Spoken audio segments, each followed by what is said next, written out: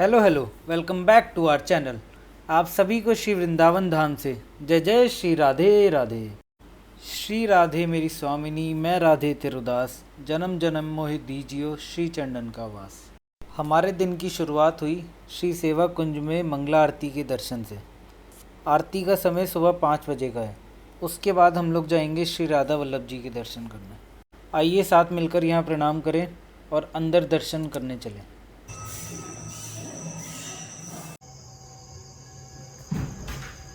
महाराज, सेवा कुंज में आने के बाद तो अलग ही फील आने लगता है, अलग ही आनंद आता है।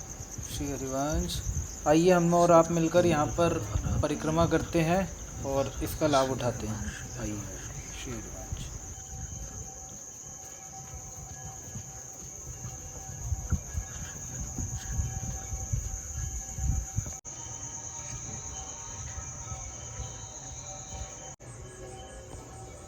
ये है सेवा कुंज मंदिर जो कि ठीक बीच में स्थित है। आइए यहाँ दर्शन करें।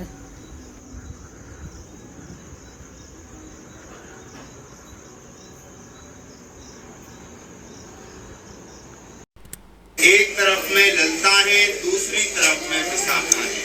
बीच में देखो बांधव है, छवि में चित्रपट के अंदर में केसरी राधा कृष्ण दोनों ही यहाँ विराजमान है। जब यहाँ रास करते करते राधा रानी जी थक गई है, हैरान हो गई है, तो ठाकुर जी अपने हाथों से यहाँ स्वयं राधा रानी जी का चरण सेवा करते हैं। बीच में देखो छवि में चित्रपट के अंदर में कि नीला नीला हार श्री राधा रानी जी के यहाँ घुटने के ऊपर में रखा हुआ है। बीच में छवि में चित्रपट के अंदर में ठीक है। मतलब है ये दर्शन पूरे वैकुंठ में भी दूसरी जगह देखने को नहीं मिले। महाराज, ये है प्राचीन ललता कुंड, जो कि जब ललता सखी को प्यास लगी थी तो हमारे लालजू ने अपनी बांसुरी से इसका निर्माण करा था। जय हो। आइए यहाँ पर भी दर्शन करते हैं। श्री राधे श्याम, राधे श्याम, श्री राधा।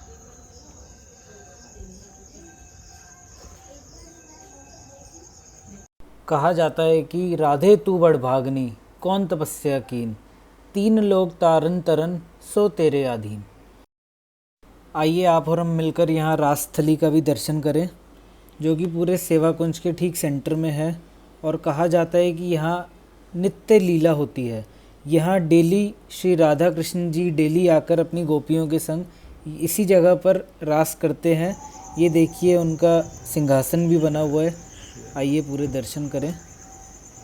और महाराज, यहाँ की एक कथा और बहुत प्रचलित है, जिसमें कि कोई भी मनुष्य या कोई भी जानवर यहाँ पर रात को रुक नहीं सकता। ये जितनी भी लताएं पताएं, जो भी वृक्ष पौधे हम लोग देख रहे हैं, ये सभी रात को गोपियाँ बन जाते हैं।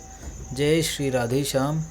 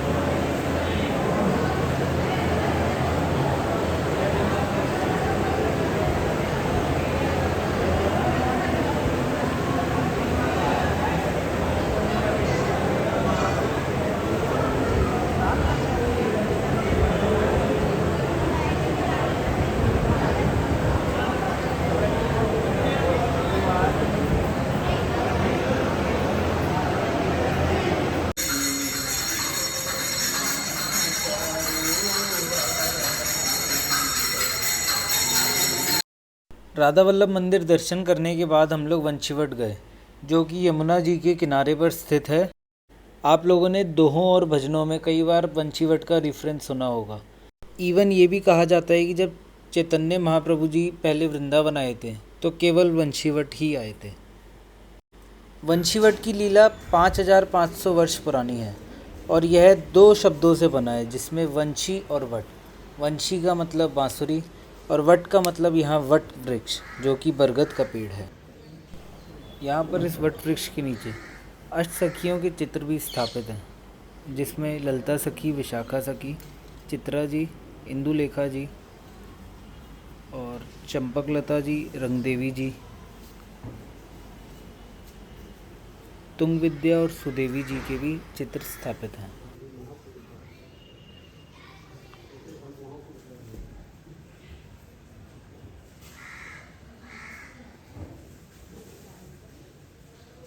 आइए पंडित जी से वार्तालाप करते हैं और यहाँ की लीला के बारे में जानते हैं।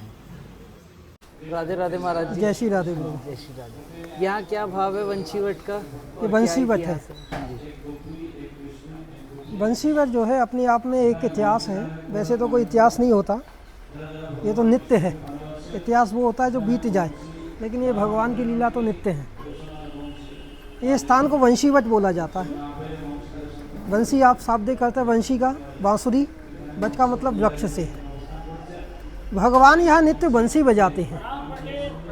हमारे ब्रजवासियों का एक प्रसिद्ध दोहा है, जिसको हम आरती के समय भगवान के दर्शन खुलते हैं तो बोलते हैं कि वृंदावन सो बन नहीं, नंद गाँव सो गाँव, और बंशी बच सो बच नहीं, कृष्ण नाम सो नाम। वृंदावन के जैसा कोई वन नहीं और नंदगांव के जैसा कोई गांव नहीं। ये बंशी वट है, इसके जैसा कोई वट नहीं होता। भगवान श्री कृष्ण के नाम के जैसा कोई नाम नहीं। यहाँ प्रभु नित्य बंसी बजाते हैं। सूरदास जी का पद है कि मैया मोरी मैं नहीं माखन खायो, भोर भय गैयन के पाछे मधुबन मोय पठायो, चार पहर बंसी बज भटक्यो सांझ परे घर आयो। भगवान बोलते हैं 4 पहर में बंशी बज पे हूँ। 4 पहर का मतलब होता है 12 घंटे। आज भी प्रभु आते बंशी बजाते। भगवान श्री कृष्ण ने यहाँ सबसे बड़ी लीला की है, जिसको बोलते हैं महारास लीला। शरद पूर्णिमा की रात में प्रभु ने इस वट के नीचे खड़े होकर ऐसी मधुर बंसी बजाई, बंसी को अखिल ब्रह्मांड ने सुना। जिसने सुना वही मोहित हो गया। ब्रज की गोपियों के कानों में गई तो जो गोपी जो भी काम कर रही, कोई पति की सेवा कर रही, कोई भोजन बना रही, कोई श्रृंगार कर रही, कोई सो रही, सबको छोड़ दिया और भागी हुई यहाँ भगवान के पास आ गई। यहाँ आई तो भगवान पूछते हैं कि अर्धरात्रि में जंगल में क्यों आई हो? गोपी बोलती हैं कि प्रभु इस मिथ्या जगत को, इस असत जगत को छोड़ करके सत्य स्वरूप आपके चरणों का आश्रय प्राप्त करने के लिए, आपके चरणों की शरण प्राप्त करने के लिए हम यहाँ हैं। हे भगवान, आप तो नित्य राधा रानी के संग रास की लीला करते हैं, ऐसी कृपा हम पे भी हो प्रभु, आज आप हमारे संग महारास की लीला करें। तो भगवान ने यहाँ योग माया का आश्रय किया और जितनी गोपी अपने उतने ही रूप प्रकट कर लिए। आप चारों तरफ देख रहे हैं दीवार पे बने हुए, एक गोपी एक कृष्ण, एक गोपी एक कृष्ण। ऐसे ही भगवान ने ऐसी जगह पे महारास की लीला की। ऐसी अद्भुत लीला हुई। उस लीला का दर्शन करने के लिए बंसी को सुना तो भगवान शंकर यहाँ पे आए। शंकर भगवान को नहीं आने दिया, कोई पुरुष नहीं आ सकता, तो कैसे दर्शन होगा? कि यमुना जी से प्रार्थना करो। भगवान शंकर ने यमुना जी की पूजा की विनती की, यमुना जी प्रकट हो गई, भगवान शंकर को गोपी बना दिया। इस जगह पे भगवान शंकर गोपी बन करके आए। गोपी बन के आए तो कोई नहीं जान पाया, राधा जी भी नहीं पहचान पाई। भगवान तो भगवान ने जान लिया, उनको बोला आइए गोपीश्वर, तभी से नाम हो गया गोपीश्वर महादेव। गोपीश्वर नाम से बोला तो राधा रानी गुस्सा हो गई, नाराज हो गई कि आज एक नई गोपी आ गई, तो भगवान ने उसको गोपीश्वर बना दिया सभी गोपियों से ऊपर। सबसे ऊपर तो मैं हूँ, मेरे से ऊपर कौन सी गोपी आ गई? तो राधा जी रूठ गई और रूठ के चली गई यमुना के दूसरी तरफ। वहाँ जाके बैठी है, उनके नेत्रों से जल गिरा और जल से एक सरोवर बना, उसका नाम है मान सरोवर। गोपियों ने प्रार्थना की प्रभु राधा रानी नहीं होंगी तो रास कैसे होगा? तो भगवान स्वयं गए, मना करके लाए कि हे देवी, स्वयं देवादिदेव महादेव अपने पुरुषत्व पुरुष रूप को त्याग करके निर्मल गोपी भाव लेकर के पधारे हैं, इसलिए मैंने बोला गोपीश्वर। मान भंजन की जो लीला है ये वैसे तो कई ग्रंथों में है, मुख्यतः जयदेव द्वारा रचित गीत गोविंद में इसका वर्णन है कि भगवान ने कैसे राधा जी का मान भंग किया। और पूरी लीला का वर्णन भागवत के 10वें स्कंद में है, रास पंचाध्यायी में। श्रीमान रास रसारंभी बंसी वट तत स्थितः कर्षण वेणु सुनेव गोपी गोपीनाथ श्लियो स्तुन, कि भगवान आ गए हैं यमुना के किनारे बंशीवट पे, दिव्य वेणुनाद करके सभी गोपियों के हृदय का आकर्षण किया, सभी की कामना पूरी की। तो भगवान का नाम हो गया गोपीनाथ। ये रासस्थली है बंशीवट। जय हो जय हो। साथ ही यहाँ पर श्री कृष्ण और बलराम जी अपने बाल सखाओं के साथ स्थापित हैं। जय हो। यहाँ पर मंजरियों के रूप भी विराजमान हैं, जो कि हिरणांगी मंजरी, शुभंगदा, कलावती मंजरी, फूल मालिका मंजरी, अनंग मंजरी, रत्न रेखा मंजरी, कस्तूरी मंजरी, गुण मंजरी, विनोद मंजरी, लवंग मंजरी, रति मंजरी, रस मंजरी, रूप मंजरी एवं विलास मंजरी हैं। मंदिर के चित्र में राधा कृष्ण जी एवं सभी गोपियाँ विराजमान हैं। जय हो। यहाँ पर गोपी रूप में महादेव जी विराजमान हैं। आइए यहाँ दर्शन करें।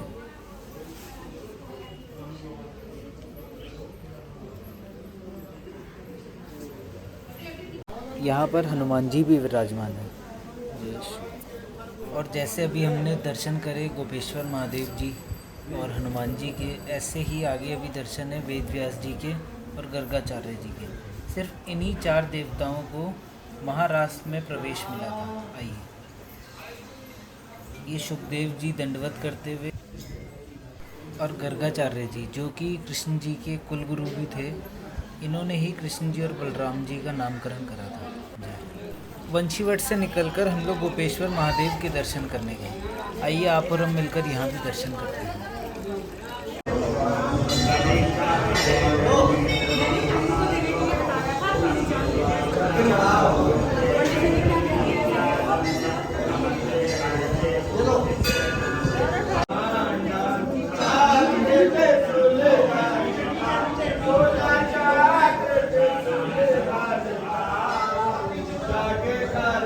यहाँ पर गणेश जी और कार्तिकेय जी भी विराजमान हैं।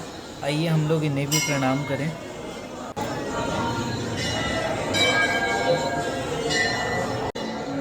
और यहाँ पर नंदी जी भी विराजमान हैं।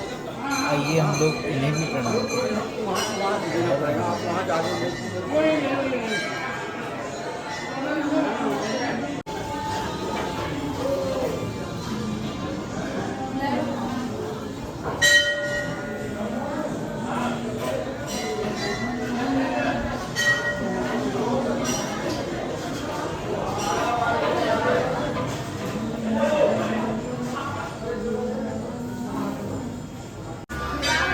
यहाँ पर माता रानी का अन्नपूर्णा रूप भी विराजमान है।